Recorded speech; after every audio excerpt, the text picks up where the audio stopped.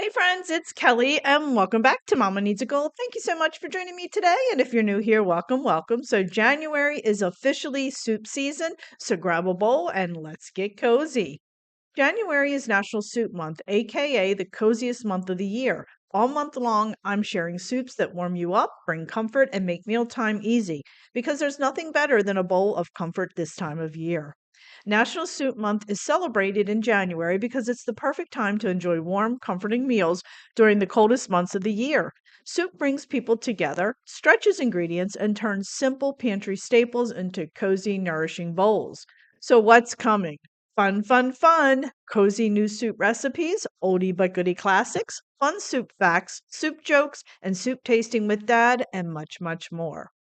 New soup recipes. New soup recipes twice a week, all month long. Soups such as pinto bean, chili relleno, sausage and gnocchi, and much more. Oldie but goodie. Fan favorites from past seasons because comfort never goes out of style. Classics soups such as chicken enchilada soup, Reuben soup, one of my all time favorites, creamy crockpot tomato soup, and many more.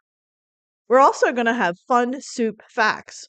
Did you know soup has been around for over 20,000 years and it is one of the most budget friendly meals? Jokes and trivia. So here's a soup funny. Why did the soup blush? Give you a chance to think about that. Okay, because it saw the salad dressing. Oh, sorry, that was corny. Soup tasting with dad.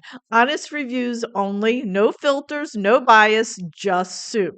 For context, dad is blind and 86 years old. He is hilarious with his facial expressions. Grab a spoon and hit that subscribe button. You don't want to miss a single bowl or all the fun along the way until the next bowl. So stay cozy.